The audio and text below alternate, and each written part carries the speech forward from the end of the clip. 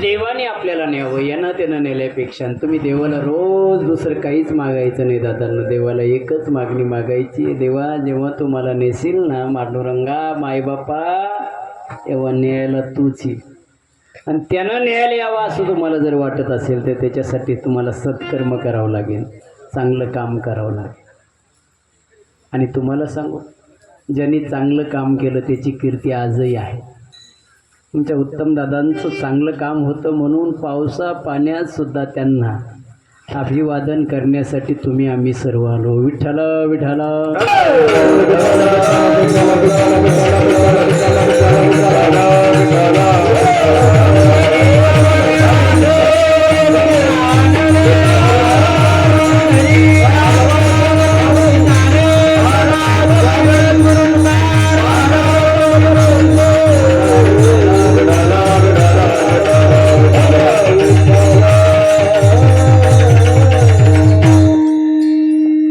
आणि म्हणून त्या योगाने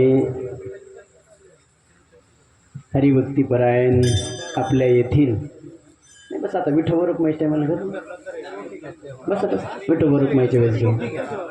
हां हो विठाला विठाला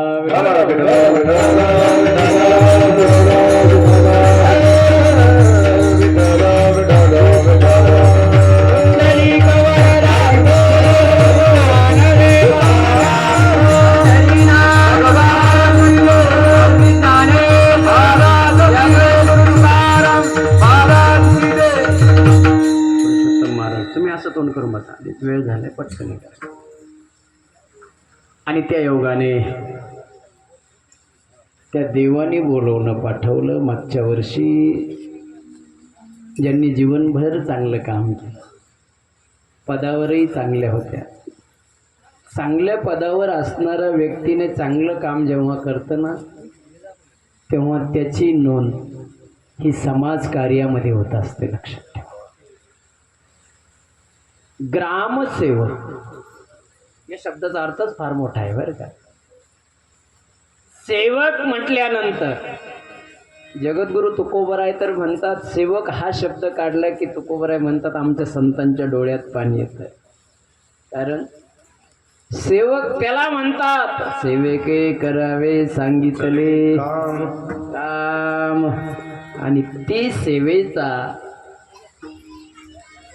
वसा आमच्या उत्तम दादांनी चांगला चालव.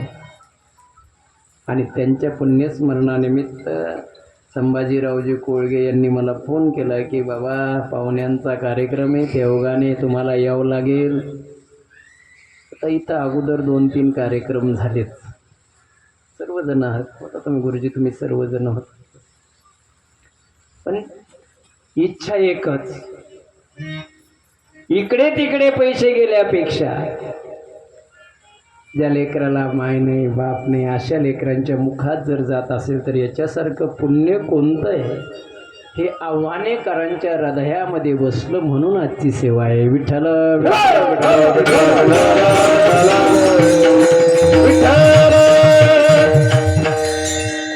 उत्तम दादांना 2 मुलं 3 मुली. हरिभक्तीपरायण आमचे अनिल भाऊ आहे, तानाजी भाऊ आहे,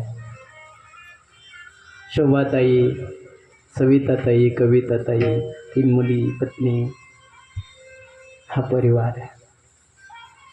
तसं बघितलं बाप गेल्याचं दुःख हे साधं नसतं, पण ज्याला बाप कळाला त्याला असतं. काय म्हटलं मी? बाप गेल्याचं दुःख साधं नसतं, पण ज्याला बाप कळाला त्यालाच असतं. ज्याला नाही कळाला त्याला दुःख बाप असला तरी नसतं आणि बाप नसला तरी नसतं. गुरुजी आजकाल सर्व लोकांना कळायला लागलो, पण बापच कळेना. मी म्हणत नाही, मी रोज कीर्तनात सांगतो दादा, अरे बापाची किंमत काय असते हे बाप गेल्यानंतर कळतो. आणि हा बाप तर साधा नव्हता ना. समाजसेवेतला वसा घेतलेला बाप गेल्यानंतर परिवाराला दुःख होणारच आहे. बाप एवढा मोठा असतो, बाप एवढा मोठा असतो, पण किती मोठा असतो म्हणून त्याचाच घराला राग येत असतो.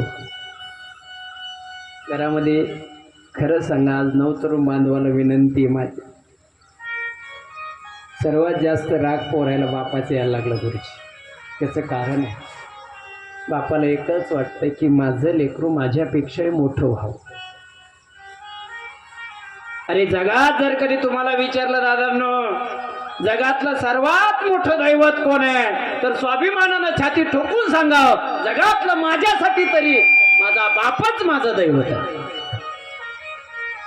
पण आता काही लोकांना बाप म्हणायची सुद्धा लाज वाटायला लागली की हा माझा बाप आहे म्हणून.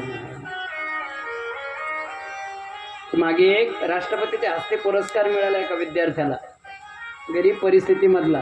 4-5 वर्ष झाली त्या गोष्टीला. आता मला ती तारीख आता नोंद नाही आहे, म्हणजे माझ्या आठवणीत नाही, स्मरणात नाही आहे. मी लिहून ठेवली डायरीवरती. पण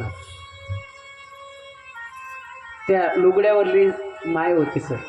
आणि त्याला ज्यावेळेस ते दिल्लीला बोलवलं गेलं, राष्ट्रपतीच्या हस्ते पुरस्कार ज्यावेळेस द्यायचा ठरला, टी व्हीला मस्त सोहळा आला, तर त्यानं एक इच्छा व्यक्त केली होती, ते मला पुरस्कार देताना माझे 2 लोक जवळ राहू द्या. एक माझी माय आहे आणि एक माझा बाप. तो फाटक्या धोतरावाला बाप, ते लुगड्यावाली माय दिल्लीला. आता ते बोलवण्यात आलं, सारे VIP लोक बसलेले पुढे. आणि ज्यावेळेस त्या लेकराचं नाव पुकारलं, बापाच्या डोळ्यात गेलं, डसा डसा पाणी आलं. त्या माईनं आपल्या त्या लुगड्याचा पदर घेतला, डोळ्याला लावला. ऐका, त्या लेकराकडून एक शिकलो मी, आपणही शिकावं.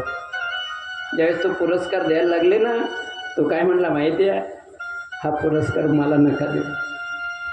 हा पुरस्कारच द्यायचा असेल तुम्हाला तर खाली बसलेला तो धोत्रावाला माझा बाप आहे, ती लुगड्यावाली माझी माय आहे, तिला द्या. सांगा त्या मायबापाला काय वाटलं असेल. विठ्ठल विठ्ठल विठ्ठल.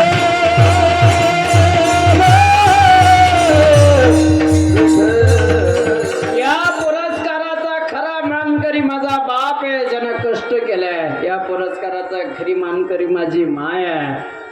मला आजही तो आठवतं, लक्षात ठेवा. बाप खूप मोठा आहे दादा. आणि मी रोज कीर्तनात सांगतो, आईपेक्षा कणभर बाप मोठा आहे. तुम्हाला राग येईन माय, मी सांगणार आहे पुढे. तुम्ही म्हणसाल महाराज बाकीचे कीर्तन कर, आई माझी, आई माझी, आई मोठं आहे, आई मोठी. मी म्हणत नाही आई लहान आहे. आपण कसं काय म्हणा, शास्त्राने सुद्धा मोठी सांगितली. मातृदेवो, आई लहान नाही आहे, आई पण मोठीच आहे. पण आईपेक्षा कणभर बाप मोठा आहे. का ऐका जरा, आपल्याला आई जवळची वाटते म्हणून मोठी वाटते का, की जर कधी आपण पहिला नंबर काढून आलो आणि पहिला नंबर आणल्यानंतर पेढे भरवणारी आई आपल्या लक्षात येते. पण दादांनो, तुम्हाला खरं सांगू, तुमचा नंबर आला त्यावेळेस पेढे आणण्यासाठी खिशात पैसे नसणारा बाप दुसऱ्या पुढे हातपाय पसरतून सांगतो, 100 रुपये 200 रुपये देता का, मी तुम्हाला 2 दिवसांनी देईन, माझ्या लेकरांनी पहिला नंबर आणलेला आहे, हे म्हणणारा बाप आपल्या लक्षात राहत नाही. दवाखान्यामध्ये आपण ॲडमिट असेल आणि त्यावेळेस ते दूध पाजणारी माय, ज्यूस पाजणारी माय आपल्या लक्षात राहते दादा. म्हणून माय जवळची वाटते, आई जवळची वाटते. पण वरांड्यामध्ये डॉक्टरची वाट पाहत, डॉक्टर आल्यानंतर पळत जाऊन त्या डॉक्टरच्या पाया पडून म्हणतो, डॉक्टर साहेब कितीही पैसा लागला तरी चालेल, पण माझ्या लेकराला वाचवा. हा बाप आपल्या लक्षात राहत नाही. आईपेक्षा कणभर बाप मोठा कसा. ऐका दादांनो, आपण लहान होतो, लहान गुरुजी, आपण लहान असताना आपल्याला जर कधी आईनं घेतलं तर आई कुठं घ्यायची, कडेवर घ्यायची, कडेवर. ऐका, आई कडेवर घ्यायची का, आईला वाटायचं मी जे बघते ना ते मुलांना बघावं.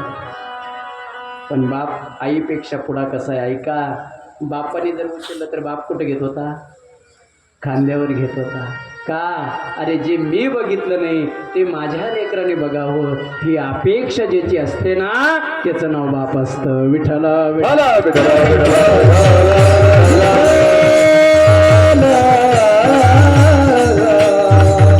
खांद्यावर घेऊन तो बाप म्हणत असतो, राजा अरे मी जे विश्व पाहिलंय त्याच्या पुढचं तू बघ रे राजा, ते बघ किती दाटी असू द्या, किती मोठे गर्दी असू द्या, पण त्या लेकराला धक्का लागू देत नाही. त्याचं नाव बाप असतं, लक्षात ठेवा. हां, म्हणून मी सांगितलं ना, आता त्या दिवशी तुम्ही कीर्तनात ऐकलं असेल, कणभर बाप आईपेक्षा शिल्लक काय आहे. आता 3 मुली आहे दादांना. आमच्या शोभाताई आहे, आमची ताई, आमची भगिनी सविताताई आहे, आमची भगिनी कविताताई आहे. 3 मुली आहे. पण तुम्हाला खरं सांगू, बाप गेल्याचं दुःख मुलीला सर्वात जास्त असतं. सर्वांना मुली आहेत, मुलीचं सर्वात जास्त जीव कोणात असतं वर खरं सांगा, बापात असतो. आणि तुमचा जेवढा बापात जीव असतो ना माय, त्यापेक्षाही जास्त बापाचा जीव तुमच्यात असतो, तुमच्यात. म्हणून बाप आहे तोपर्यंत मी रोज कीर्तनात सांगत असतो, मुलींची दिवाळी तोपर्यंत जोपर्यंत बाप आहे. तुम्ही जर माहेरी आलेत ना, तुम्ही किती मोठ्या घराण्यातले असू द्या, किती मोठ्या एखाद्या ऑफिसरला दिलेले असू द्या, तुमची मोठी 4 व्हीलर आणेल असू द्या, पण ज्या दिवशी तुम्ही जाता ना सासरी, त्यावेळेस तो बाप एक गुलीमध्ये कांदे भरेल, एका पिशवीमध्ये डाळ भरेल, एका पिशवीमध्ये काहीतरी सामान भरेल. त्यावेळेस ते मुलगी म्हणत असते, बाबा आमच्या घरी काय कमी आहे का, तुमच्या आशीर्वादानं खूप काही आहे. त्यावेळेस तो बाप ती गुणी उचलत नसताना स्वतः खांद्यावर घेतो, कारण त्याचं प्रेम तेवढं लेकीवर असतं. लक्षात ठेवा, खूप प्रेम असतं मायबापाचं तुमच्यावर, खूप प्रेम असतं. तुमचंही नसतं असं नाही आहे, खूप मुलीचंही प्रेम असतं. मी रोज कीर्तनात सांगितलं, मला एक दिवस काय म्हटलं माझा मित्र, तू रोज कीर्तनात सांगतो मुलीचं प्रेम असतं.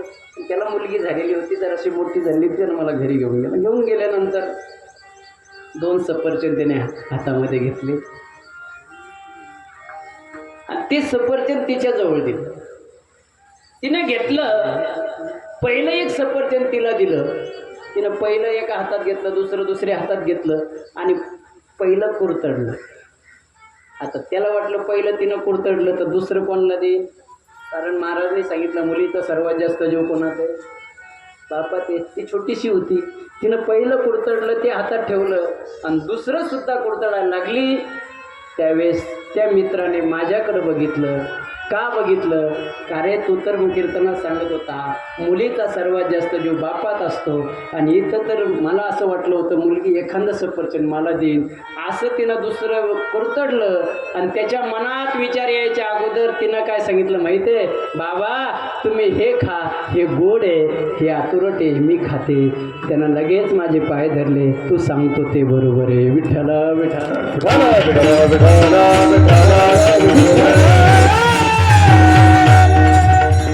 एवढं जीव बापावरती मुलीचा असतो, लक्षात ठेवा.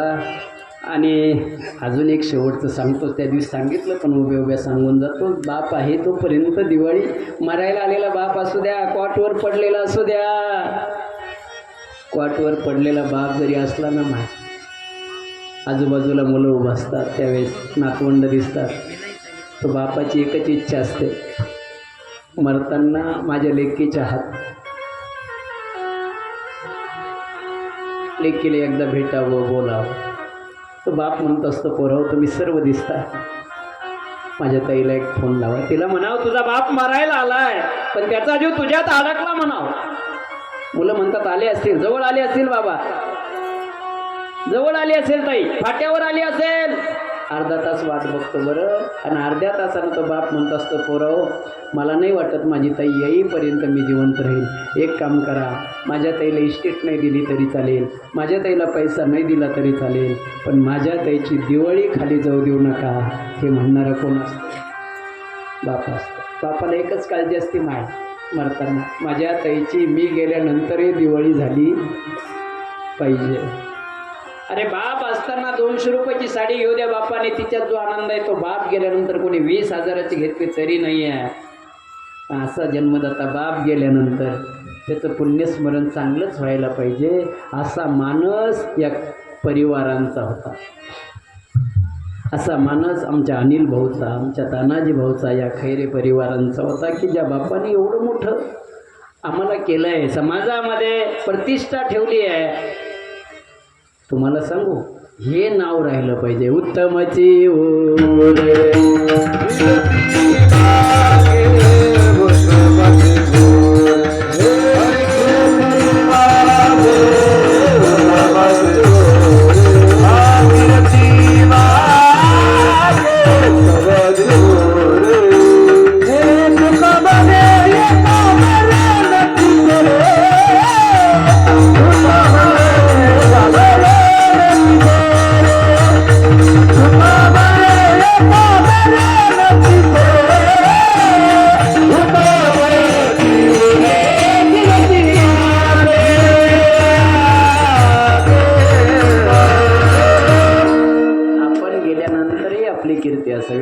चेहरा बघितला दादांचा, आजही तेजवान चेहरा दिसतोय. आणि म्हणून दादांच्या पुण्यस्मरणानिमित्त मग पुण्यस्मरण करावं का? नाही केलं तर चालत नाही का? का केलं पाहिजे पुण्यस्मरण? आता जाऊन त्यांना 12 महिने झाले, हे काय लावून ठेवलं तुम्ही लोकांनी? असा काहींना शंका येतील. तसं आपल्या हिंदू धर्मात आता शंका कुशंकावाले खूप झाले गुरुजी, खूप झाले. पण आपला एकही विधी वैज्ञानिकानुसारच आहेत. दुसरी गोष्ट शास्त्रानुसार आहे. मग का करायचं आहे? एक 2 मिनिटामध्ये, थोडंसं बोर नसेल होत तर सांगतो, 2 मिनिटात सांगतो, जरासं धावत्या वेगामध्ये सांगतो. ज्यावेळेस जीव जात असतो, जीव गेल्यानंतर हा जीव जातो कुठे हा प्रश्न असतो. मग तो त्या देहाची काय अवस्था झाली ते बघण्यासाठी त्या देहाच्या अवतीभोवती फिरत असतो. आपली तयारी केली जाते त्या प्रेताची, त्याला बांधायला लावतात, त्याला 36 जाडे बांधतात. सुतळीना 36 जाडे असतात. 36 जाडे बांधल्यानंतर आपल्यासोबत काहीतरी देतात. तुमच्यासोबत देतात का नाही? काही ते प्रेतासोबत देतात ना तुमच्याकडे? गुलाबजाम, बासुंदी, बालुशाही, श्रीखंडपुरी हे नाही देत का? काय देतात बरं? पीठ आणि एखादी भाकर असली शिळी, ती पण. गुरुजी हे एवढं फार महत्त्वाचं आहे बरं. पूर्वीचे लोक म्हणायचे बघा, एखाद्याच्या लग्नाला नाही गेला तरी चालेल, पण अंत्यविधी चुकवायची. कारण तिथं गेल्यानंतर तिथे काय दिसायचं माहिती आहे? ते पीठ दिसायचं. पहिलं कारण त्याचं, ते पीठ का बांधतात त्याचं पहिलं कारण असं आहे की बाबा, व्यावहारिक भाषेतलं कारण सांगतो, शास्त्रीचं नंतर सांगतो, की ते पीठ एवढ्यासाठी बांधतात की अरे बंधारे कोरले रे दिवसभर, नाही त्याच्याशी भांडला, जाताना काय नेलं? पीठ नेलं. हा दृष्टिकोन आपल्या डोळ्यासमोर दिसला तर कोणी कोणाचे बंधारे कोरणार नाही, कोणी कोणावशी भांडण करणार नाही. आणि म्हणून ते दृष्टीचे आणि शास्त्रानुसार असं आहे. या बाबा या पुढे. विठाल विठाल विठाल विठाल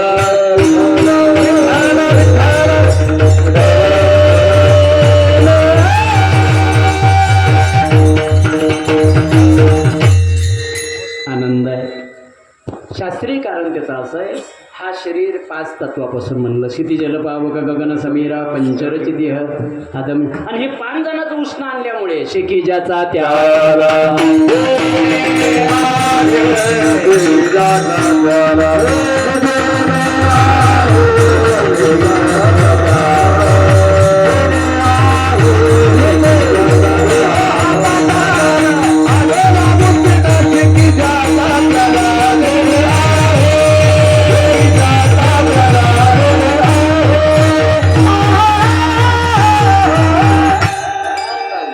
देहा 5चं हे 5 जणांचं उष्ण आणलेलं आहे. 5 जणांचं हे. याच्यावर किती जणांचा अधिकार आहे? किती जणांचा अधिकार आहे याच्यावर? किती जणांचा? बोर झाले का तुम्ही? किती जणांचा अधिकार आहे? 5 जणांचा. 5 जणांचा अधिकार आहे. सासऱ्याचा, सासूचा, सालीचा, मेवण्याचा नाही, यांचा नाही. पहिला अधिकार याच्यावरती पृथ्वीचा आहे, क्षितिजल. दुसरा अधिकार पाण्याचा आहे. तिसरा अधिकार हवेचा आहे. चौथा अधिकार अग्नीचा आहे. आणि 5वा अधिकार आकाशाचा आहे. आणि हे 5 तत्वापासून हे शरीर बनलेलं आहे. आणि म्हणून हे ज्याचं त्याला द्यावं लागतं. म्हणून आपल्या शेजारी, त्या प्रेताच्या शेजारी पीठ बांधल्या जातं. पीठ बांधल्यानंतर काय होतं? पीठ हे धान्यापासून येतं आणि धान्य हे जमिनीपासून येतं. म्हणून शरीरातलं माती तत्व त्या पिठात जातं. पिठातलं माती तत्व आपण मातीत टाकतो विसाव्याच्या ठिकाणी. आणि म्हणून पहिलं तत्व गेलं. दुसरं तत्व त्या प्रेताला आपण स्मशानभूमीमध्ये नेल्यानंतर त्या आपण पुण्यस्मरणाकडे येतोय. त्या सरणावरती ठेवलं की मग पानाडे त्याला पाणी पाजतं. बरोबर आहे की नाही? मला एक जण परवा दिवशी बोलला, काव महाराज ते गेलं माणूस, त्याला पाणी पाजायची काय गरज आहे? मी म्हणलं नाथ बाबांची भाषा आहे बाबा, पाणी तत्व काढण्यासाठी पाणी टाकतात. कसं काय? पाण्याशी पाणी आले ओढून, या पाण्यानं त्याच्या शरीरातलं पाणी तत्व निघून येतं. ते म्हणे महाराज दुनिया चंद्रावर चालली, तुम्ही लोक काय लावून ठेवलं हे? वरून पाणी टाकल्यावर त्याच्या शरीरातलं पाणी निघेल कसं? म्हणलं बाबा नाथ बाबांची भाषा आहे, वरून पाणी टाकल्यानंतर त्याच्या शरीरातलं पाणी ते म्हणे मी मानत नाही, एखादं उदाहरण सांगा. मी त्याला उदाहरण सांगितलं. म्हणलं पूर्वी कप्पल मोटरा होत्या का नाही, कप्पल मोटरा होत्या. त्या मोटर जर कधी चालू करायची असली तर तुम्हाला अगोदर काय करावं लागत होतं? काही गरज आहे का? तुमच्या विहिरीत तर पाणी आहे ना. विहिरीत जरी पाणी असलं तरी वरून पाणी टाकल्याशिवाय ती मोटर वर पाणी येऊ दे. साधी मोटर जर कधी असेल तर ही जगाच्या मालकानं दिलेली मोटर आहे दादा. हो विठ्ठला विठ्ठला.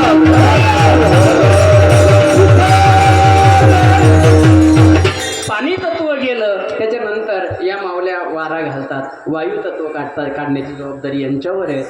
चौथं अग्नी लावला जातो, हे शरीर अग्नीमध्ये जळलं जातं म्हणून अग्नी तत्वामध्ये विलीन होतं. आणि पाचवं म्हणजे आकाश तत्वामध्ये ज्वाळाच्या रूपानं मनुष्य जातो. आता हे झालं, परंतु तो जो जीव असतो तो अवतीभोवती फिरत असताना तो त्याला ज्वाळा लागतात आणि तो कुठंतरी विसाव्याच्या ठिकाणी कुठंतरी थांबावं असं त्याला वाटतं. तितक्यामध्ये पानाड्या माठ घेऊन येतो आणि तो जीव त्या माठात बसतो. पण पहिली स्थूल शरीर, सूक्ष्म शरीर, कारण शरीराच्या 3 प्रदक्षिणा होतात. त्या अग्नी याला 3 प्रदक्षिणा झाल्यानंतर मग ते एक जण नाही का, ते प्रत्येक प्रदक्षिणाला एक एक त्याला छिद्र पडत असतं, पाणी गळत असतं. त्याच्यानंतर तो जो दगड आहे तो दगड खाली ठेवला की बाकीचे लोक काय म्हणतात, अरे तो माठ त्या दगडावर टाक, दगडावर. त्या दगडावर तो माठ टाकला की तो माठातला जो जीव आहे त्या दगडात जातो, त्या दगडाचं नावच बदलतो. आता त्याला कोणी दगड म्हणत नाही, कोणी त्याला आत्मा म्हणतं, कोणी त्याला जीव म्हणतं, कोणी त्याला वक्र्या म्हणतं, पण त्याचं खरं नाव जीव आहे. आणि त्या जीवाला 10 दिवस चांगला जीव लावतात. 10व्या दिवशी त्याला पंचज्ञानेंद्रिय, पंचकर्मेंद्रिय, त्याला पिंड वगैरे दिला जातो आणि त्याला त्याच्यातून मोकळं केलं जातं. एकादशीच्या दिवशी म्हणजे 11व्या दिवशी तुमच्याकडे असतो, 12व्या दिवशी तुमच्याकडे उत्तर कार्याच्या दिवशी त्याची उत्तर दशा चालू होती. म्हणजे जीवदशा संपली, आता दुसरी जीवदशा चालू करायला आता लगेच मोक्ष नसल्यामुळे उत्तर दशा चालू झाली आहे. त्याला उत्तर कार्य म्हणतात. आणि त्या उत्तर कार्याच्या दिवशी आपला शेवटचा नैवेद्य घेऊन तो जीव निघत असतो. तर 12 महिने तो फिरत असतो. मराठी महिन्याच्या नुसार 12 महिने फिरत असतो. 16 गावं, 28 नरक फिरून फिरून ज्या तिथीला गेला 12 महिन्यानं त्याच तिथीला त्या परिसरात येत असतो तो जीवात्मा. त्या जीवात्म्याला 12 महिन्यातून महिन्याला एकदा विश्रांती, मुलं चांगली असली तर. जो मुलगा आपल्या वडिलांचा, आईचा महिना घालतो त्या वडिलांना विश्रांती असते. आता एक तर नवीनच परत निघाली, तुमच्याकडे आहे का नाही काय माहिती, पण आमच्याकडे निघाली बाबा. 13 पितर एकदा जीव घालायला लागले. ही कोणत्या शास्त्राला मान्य नाही बरं नाही, हे शास्त्राला मान्य नाही आहे. आमच्या गुरुवार्यांनी ते एक दिवस खूप पटकरलं. 13 पितर एकदा जीव घालायचे नाही. लोक 13 बसवायला लागले. आता ते कशासाठी केलं की ते एवढ्यासाठी केलं की बाबा ते अमेरिकेत एक जण राहत होतं, त्याचे वडील गेले, त्याला देवबाप्पाने सांगितलं की बा आता तू महिन्याला एक पितर घालते, मी अमेरिकेला राहतो, आमच्याकडे कुठे एवढा टाईम आहे, एकदाच करून घ्या. आणि मग ते म्हणे बा 13 पितर घालला. आमच्या गुरुवाऱ्यांनी एकच भाषा सांगितली होती, ती थोडीशी वाईट वाटते, पण आमचे गुरुवारी जरा कडक असल्यामुळे त्यांनी सांगितली होती. वक्ते बाबा खूप बोलले होते एकदा, ते म्हणे बाप एकच असतो, 13 नाही. विठ्ठल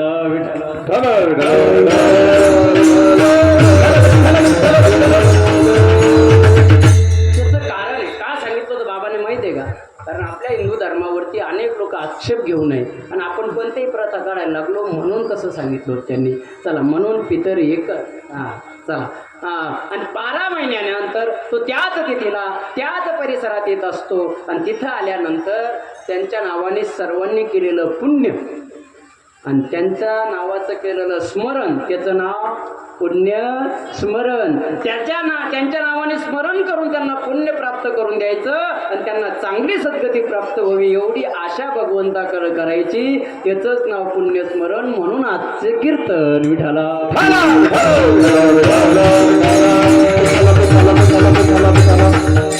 सांगून गेलो की वडील काय असतात, आई काय असते सांगता बोलून बरोबर आहे. आई वडील गेल्यानंतर दुःख परिवाराला होतंच, पण दुःख परिवाराला झाल्यानंतर काही असे साधक लोक आमच्या पैठणच्या नाथबाबांकडे गेले. नाथबाबाला म्हणायला लागले, आम्हाला आई गेली तर दुःख, वडील गेले तर दुःख, बहीण गेली दुःख, तुम्ही कधीच दुःखी दिसत नाही. नाथबाबा म्हणतात, आम्ही संसारात जरी असलो पण संसारी असावे, असोनी नसावे. आम्ही असलो तरी नसल्यासारखे. मग आम्हाला दुःख नाही व्हावं, मग आम्ही कसं राहायला पाहिजे?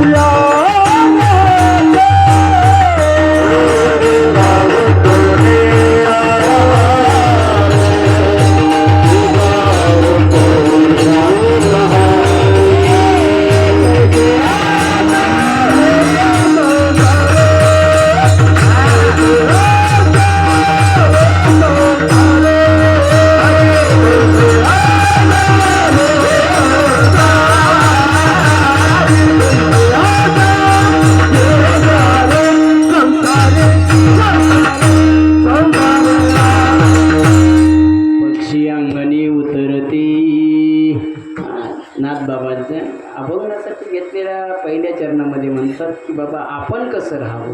तुम्हा आम्हाला बोध करत असताना तुम्हा आम्हाला जर त्रास व्हायचा नसेल तर एक काम करा, पक्षी अंगणी उतरे. तुमच्या अंगणामध्ये पक्षी येतात ना तुमच्याकडे? येतात, प्रत्येकाच्या अंगणामध्ये पक्षी येतात. आणि आल्यानंतर ते तुमच्या अंगणामधले काहीतरी धान्य वगैरे काही असेल ते खातात. आणि खाल्ल्यानंतर जात असताना माय तुमच्या गळ्यात पडून रडतात.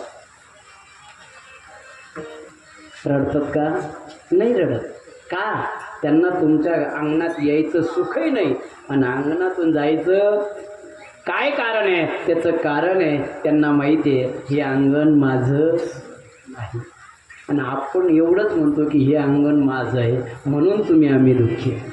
अहो इथं आपलं काहीच नाही आहे. क्या लेके आया बंदे क्या लेके जाएगा, खाली हात आया है खाली हात जाएगा. किती मोठं जर कधी घेतलं तरी 3.5 हातापेक्षा मोठी जागा आपल्याला कधीच भेटणार नाही दादा. म्हणून चांगलं कर्म करत जा. विठाला विठाला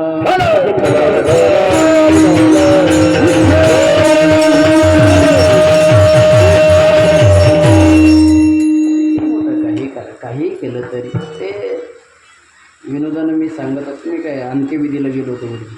अंत्यविधीला गेल्यानंतर आपल्याला तिथं कळतो जरासं सरण लांबलं तरी सुद्धा आपल्याला ते त्याच्यावर ठेवू देत नाही. आमच्याकडं तर असं ते 2 फूट सरण लांबलं होतं. मी जिथं अंत्यविधीला गेलो होतो ना 2 फूट सरण. किती लांबलं होतं? 2 फूट. ते लांबलं जरासं.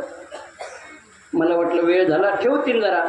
ठेवा लवकर. त्याने थांबा महाराज. अहो ठेवा लवकर. थांबा म्हणलं झालं काय? ते म्हणे 2 फूट सरण लांबलं.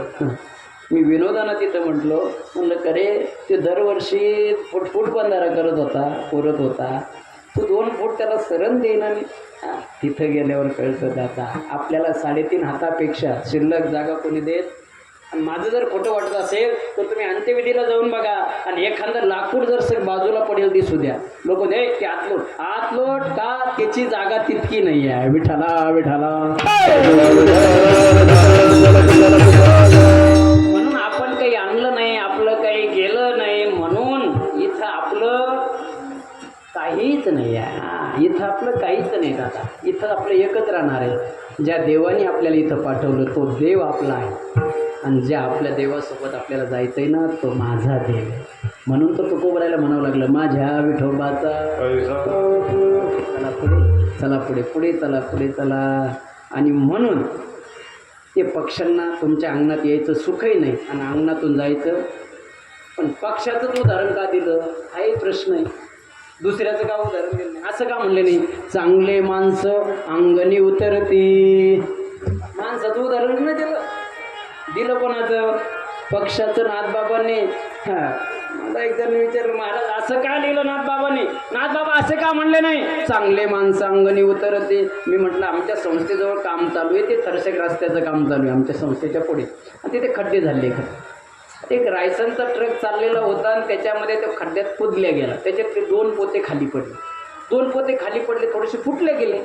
ते फुटल्यामुळे काय झालं की काही पक्षी आले. त्यांनी काय जे खायचं ते खाल्लं. पोते तिथंच ठेवले. पक्षी निघून गेले.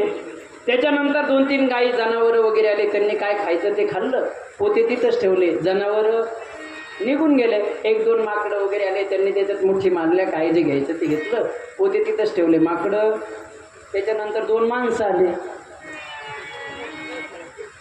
आता काय झालं असं? बरोबर म्हटलं तुम्ही, पोतेच गायब झाले असतील म्हणून माणसाचं उदाहरण नाही आहे. विठाला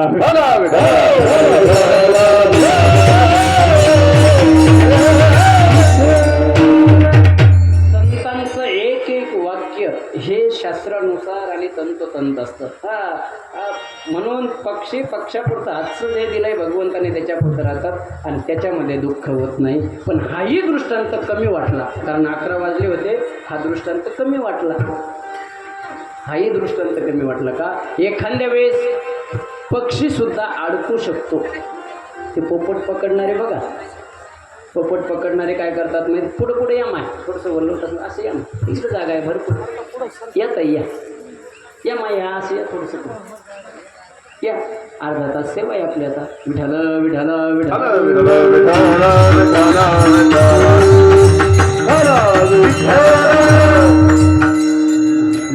चला. तर पोपट पकडणारे बघा, पोपट पकडायचा असला तर नळी आणतात, नळी, आणि त्या नळीला दोन्ही बाजूने दोर बांधतात.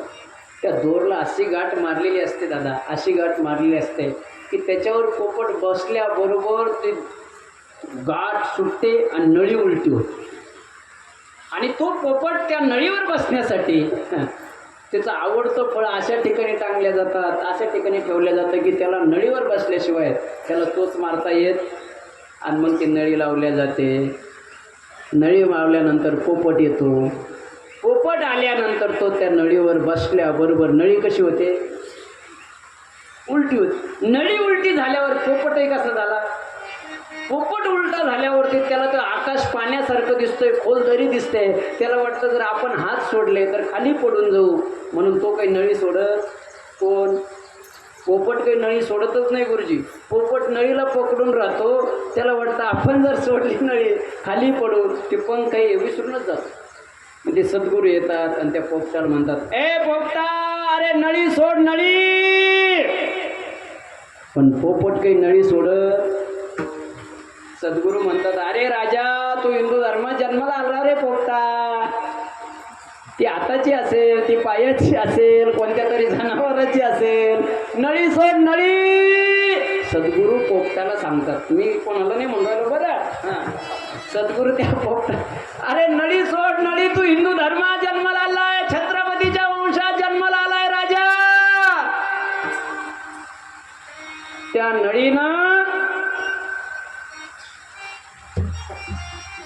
तू अभिमानी, त्या नळीनं तू येवनीवरतीचा बनशील. आणि म्हणून सद्गुरू म्हणतात ती नळी सोड, नळी.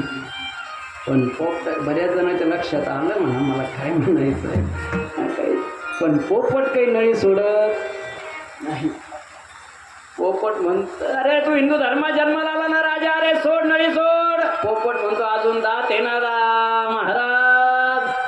सर्वांना कळाला. पण खरंच सांगू दादांनो, आपण छत्रपतीच्या वंशातले लोक आहोत. आपण माझ्या भगवंताने आपल्याला राक्षस म्हणून नाही, देव म्हणून जन्माला घातलेलं. पण एक म्हणे पहा, नर जब करणी करे तो नरका नारायण नाही. कारण का सांगावं लागू राहिलं, आता उन्मात्त वृत्तीचे मुलं आपल्याकडे तयार व्हायला, त्याचं कारण आहे की आहारच सत्वसिद्धी. तुमच्या आहारामध्ये सर्व आहे, म्हणून चला पुढे. पण तो पोपट काही नळी सोडत नाही. आणि शेवटी काय होतं की तो ऐकत नाही. न ऐकल्यामुळे राग येतो आणि सद्गुरू म्हणतो, जर नाही ऐकायचंय ना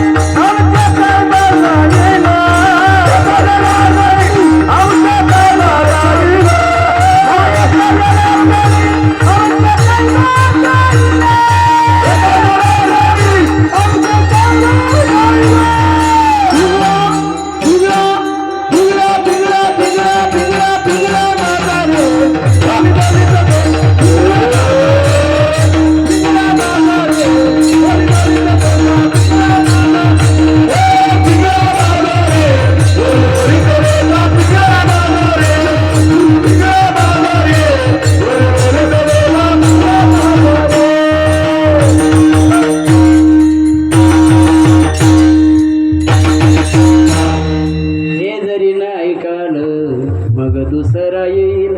आमचं नाही ऐकलं मग काय होईल?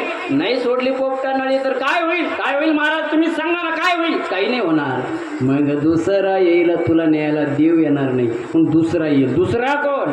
सरते शेवटी बा काळ बांधुनी यम नेल आणि यम मारिती झोडीते काळ बांधुनी नेईल. आणि एका जनार्दनी आमचे काय बाजा येईल पिंगळा महाद्वारी. हा दृष्टांत कमी वाटला, पोपटाला पकडल्या जातं आणि पोपट पिंजऱ्यात कैद होतो म्हणून हाही दृष्टांत कमी वाटला. दुसरा दृष्टांत अभंगाच्या 3ऱ्या चरणात दिला. बस्ती करा बस्ती आला, बस्ती करा बस्ती आला, बस्ती करा बस्ती आला, बस्ती करा बस्ती आला, बस्ती करा बस्ती आला, बस्ती करा बस्ती आला, बस्ती आला,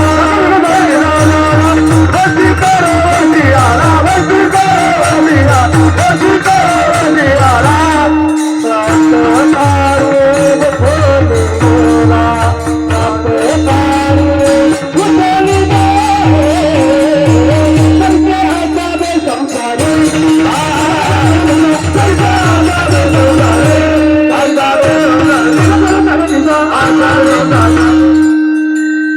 अभंगाच्या कमी करा आवाज माझा. अभंगाच्या 3ऱ्या चरणामध्ये वस्ती कर वस्ती आला. प्रातःकाळी उठून गेला, एखादा वाटसरू रस्त्यानं चालला आणि त्यानं जर विचारलं संध्याकाळ झाली 9 वाजले, रात्रीचा आता दिसणं नाही म्हणून जर तो आणि इथं आला, इथं आला, अहो ही वस्ती कोणाची? ही वस्ती खैरेंची आहे. असं आम्ही थांबू शकतो का? अरे का नाही? ज्यांनी जीवनभर परोपकार केलाय अशा ग्रामसेवकाची वस्ती आहे आणि तुम्ही का नाही थांबू शकत? आणि ते थांबले आणि थांबल्यानंतर रात्रभर राहिला. दुसऱ्या दिवशी तुम्ही किती म्हणलं तरी थांबणार आहे का दादा? का नाही थांबणार? त्याचं कारण त्याला माहिती आहे, हे अंगण माझं नाही आहे, तैसे असावे संसारी. तसं इथं आपलं काही नाही असं जर समजून राहिलं तर आपल्याला दुःख होणार नाही. बरोबर आहे महाराज, पण प्रत्येकाला भीती वाटते. प्रत्येकाला कशाची भीती वाटते? प्रत्येकाला मरणाची भीती वाटते. आणि मग ती भीती जर का दूर करायची असेल तर काय साधन आहे? अभंगाचं शेवट.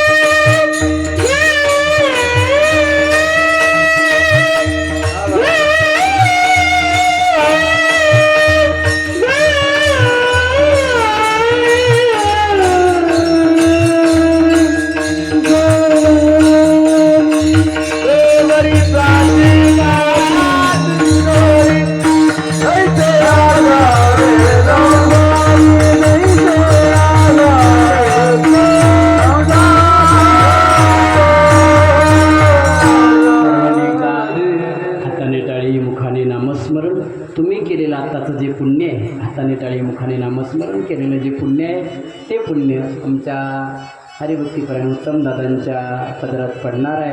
म्हणून सर्वांनी एकदा विठोबा रखुमाई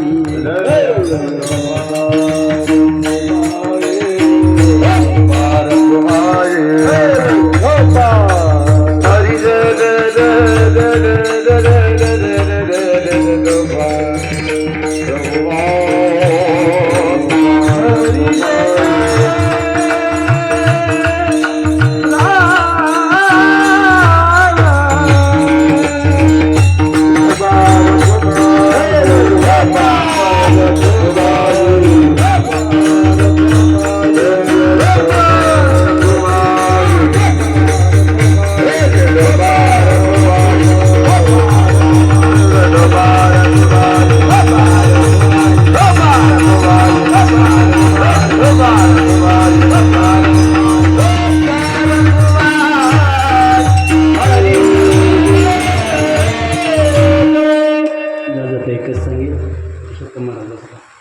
एकच सांगेल परमार्थ कार्य करा, भगवत चिंतन करा, जन्मदात्या माईबापाला चांगला जीव लावा. जेवढं सहकार्य सत्कार्य तुमच्या हातून इथं सर्व परोपकारी माणसं आहेत, सर्व प्रतिष्ठित माणसं आहेत, सर्व नेते मंडळी आहेत.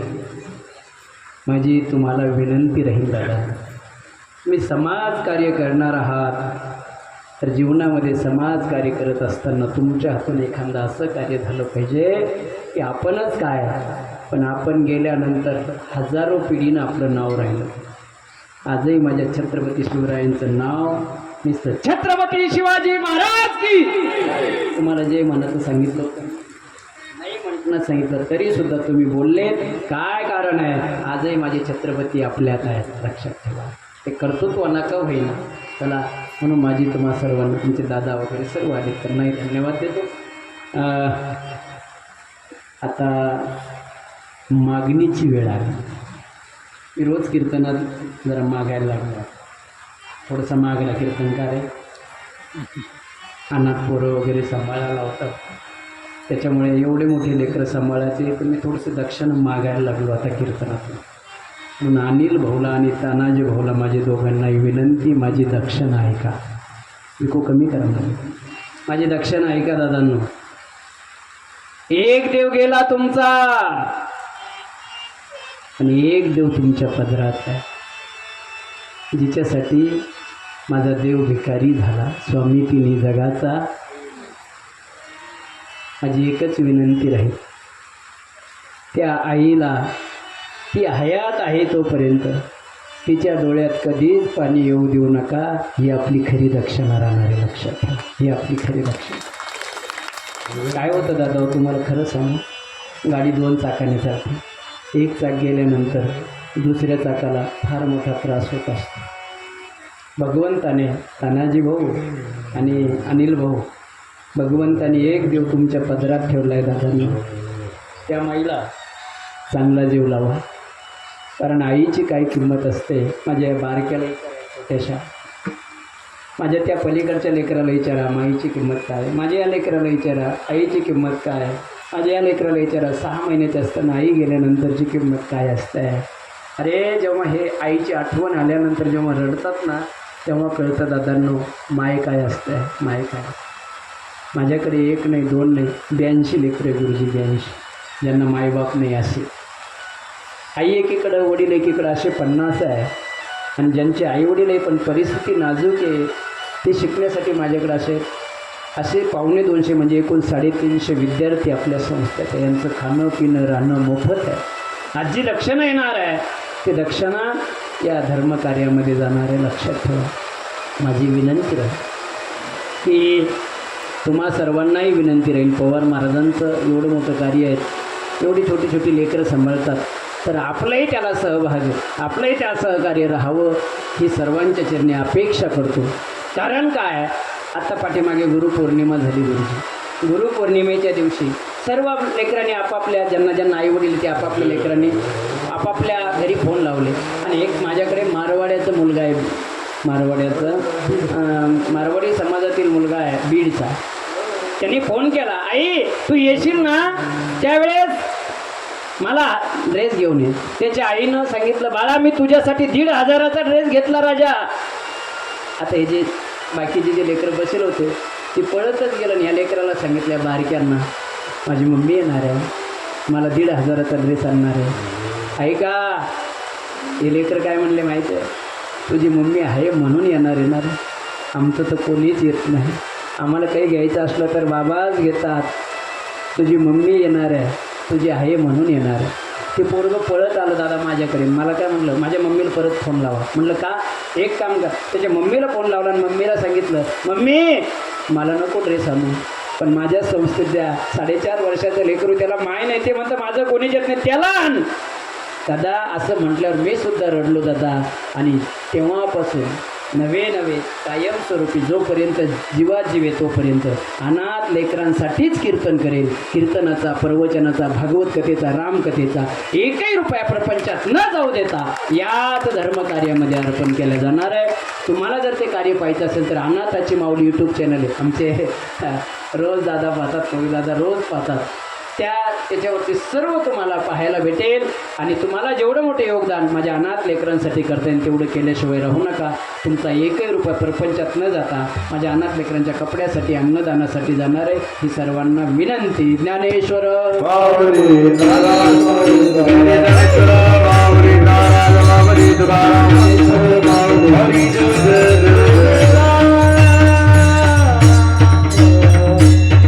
झालेली सेवा तुम्हा सर्व मायबापांच्या चरणी समर्पित. एवढे मोठे पावसात सुद्धा जर सेवा होती त्या अर्थी दादांचं काहीतरी कर्तृत्व चांगलं होतं. आणि म्हणून माझी विनंती आहे, आता सर्व प्रतिष्ठित मंडळी आली आहे, दादांना अभिवादन करतील.